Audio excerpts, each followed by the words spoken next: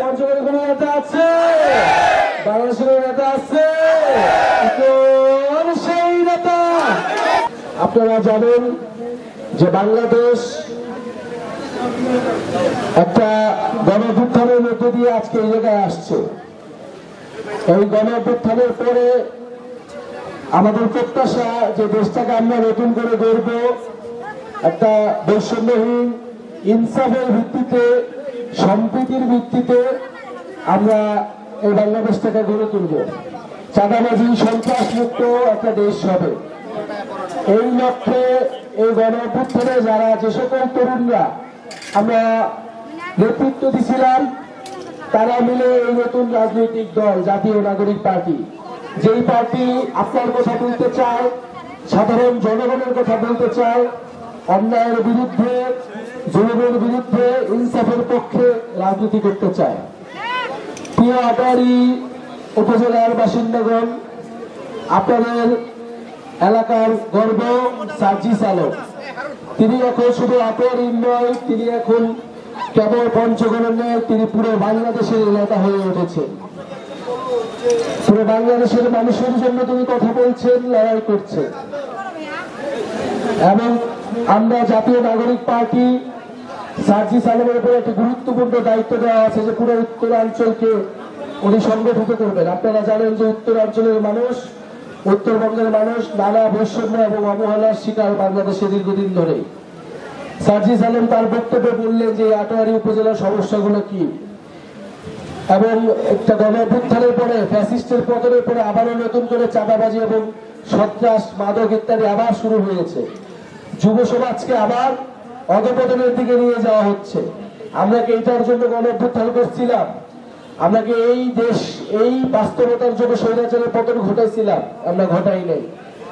আমরা চাই যে বাংলাদেশের প্রত্যেকটি উপজেলা, শুধু আটোয়ারী নয়, প্রত্যেকটি উপজেলায় আমরা সন্ত্রাস মুক্ত, চাঁদাবাজ মুক্ত একটা এলাকা গড়ে তুলব, এবং সেই জায়গায় যুব সমাজ সবচেয়ে গুরুত্বপূর্ণ ভূমিকা পালন করবে। আপনারা যারা মুরব্বীরা আছেন, আমাদের মা বোনেরা আছেন, তারা আমাদেরকে সহযোগিতা করবে।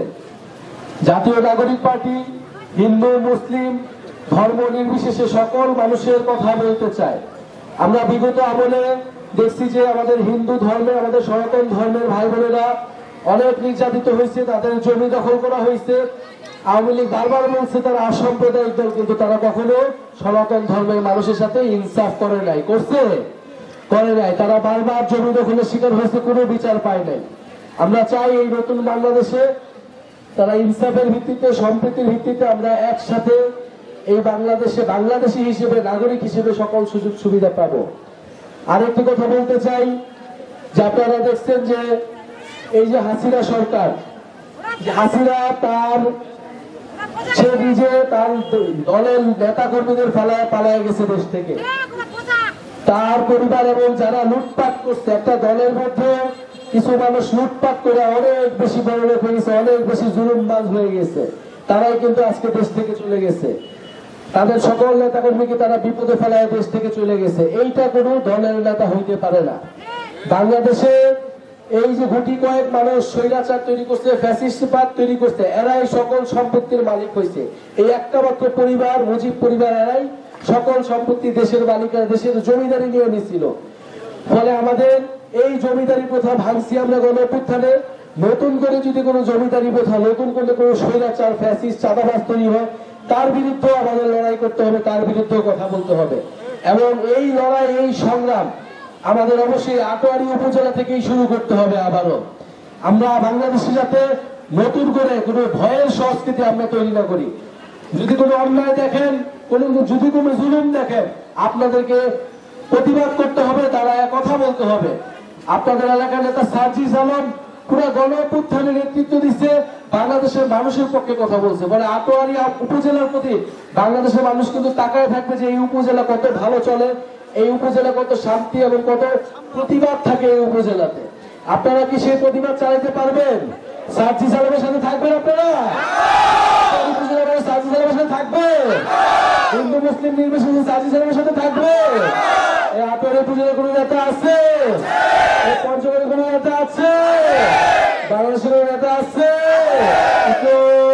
সেই নেতা সবাই বলো, সবাই বলো, নামাজ বলো, একসাথে, নাকতলে, নাটোয়ারি, পঞ্চগড়ে, সারা দেশে, ভিতরে পেলে, সারা দেশে, গাউরে বলো, হ্যাঁ বলো, পিছনে থেকে, হ্যাঁ বলে না, ও ভাইরা, সারা দেশে। প্রিয় বন্ধুগণ, আমরা আজকের এই পথসভা থেকে আটোয়ারি উপজেলার যে সুন্দর একটি কার্যালয় দেওয়া হয়েছে, আমরা এটার শুভ উদ্বোধন ঘোষণা করছি। ইনশাআল্লাহ প্রত্যেকটি উপজেলায়, প্রত্যেকটি গ্রামে, ওয়ার্ডে এনসিপির সাংগঠনিক বিস্তার হবে, অফিস হবে, আমাদের কমিটির কার্যক্রম চলছে।